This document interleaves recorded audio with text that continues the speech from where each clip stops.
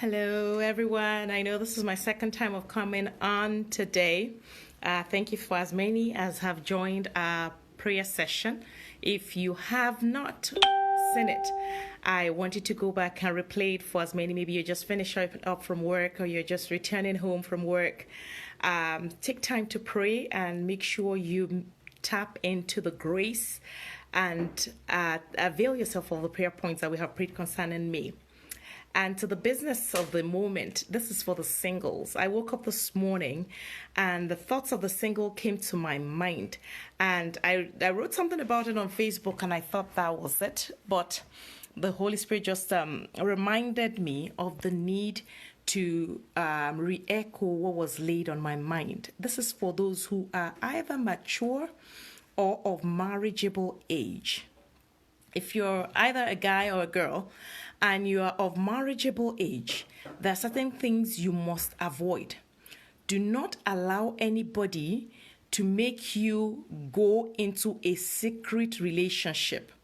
If you're of marriageable age and somebody says, yeah, let us be dating, but don't let us make it public, that is the number one free pass to being defrauded emotionally. It's like being scammed.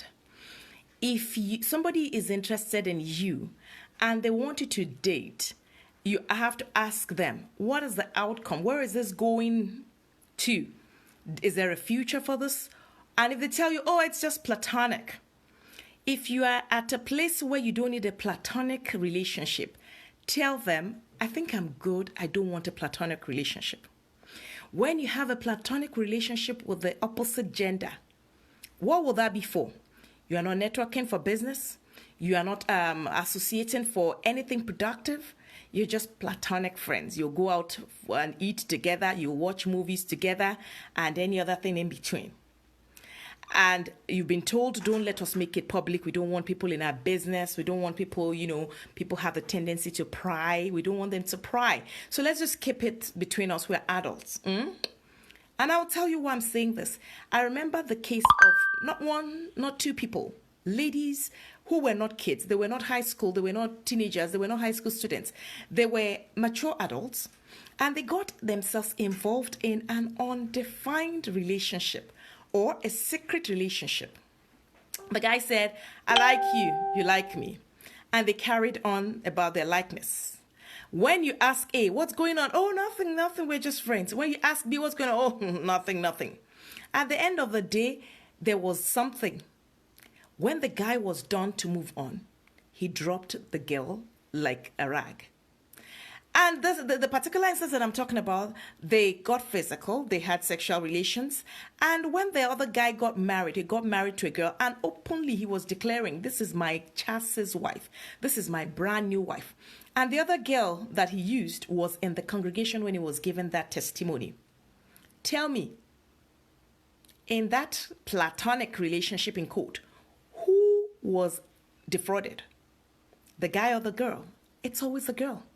So when a guy comes to you and he says, oh, I don't want people knowing about my business. You need to tell one or two people that you respect, so that you can be accountable to them.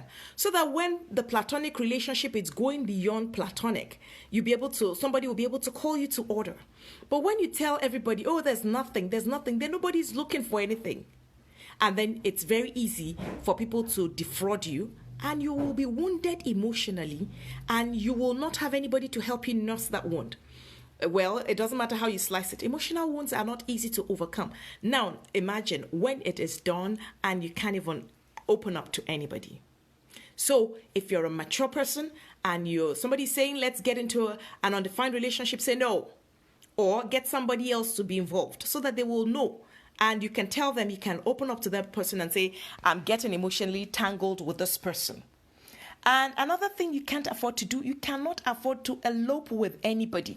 Somebody will say, oh, I like the guy. His mom does not like me. And so we don't want people to get into it. We want to elope.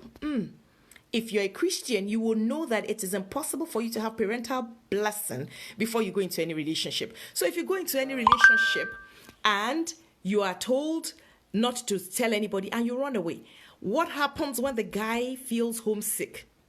Especially if you're from a loving family, if you're from a closely knit family, a day will come when that girl or that girl wants to go back home. And most of the time, it doesn't matter how long or how wrong a man is. When he goes back to his family members, because he's their son, they embrace him and he's back. And guess who's going to be their outsider? You. And so, because there's so many disadvantages when a woman or a lady does not do things the proper way, the godly way, the Christian way.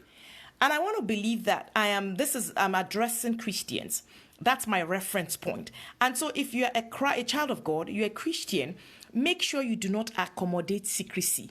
Why? Sin thrives on secrecy. So whether marriage, whether dealings, whatever it is, anything that involves secrecy is possibly going to have sin thrive in that environment. So for example, when you're not accountable to anybody, nobody knows you're going out with a guy. When you begin to say, to kiss and to get physical, nobody will be there to say enough, or nobody will be able to hold you accountable. And so if you're single, and you are at a marriageable age, do not be desperate. What do I mean? You do not have a job, you do not have a real job. The guy does not have a real job, but both of you are desperate, you want to get married. My uncle has promised to buy the cow. My auntie who lives in Germany has promised to buy the dress. And then you have promises hanging in the air for marriage. Trust me, the night before, because things happen. When your uncle and your auntie and everybody who's promised you, when they begin to say, sorry, something urgent came up, guess who's going to be disappointed? But if you're at a point where you can get married, trust me, it is not the event, it is not the ceremony that makes marriage. It is the two of you being on the same page, walking towards a solid home, a happy home that would make a good marriage. Whether you go to a registry, whether you go to a church, whether it's just 3 of you, whether it's just 10 or 1,000 people, it is dependent on how you decide to work on your marriage that will determine whether it would work or not. And I hope I have been a blessing to 1 or 2 persons. When you have an undefined relationship, this is one I keep talking about, undefined relationship.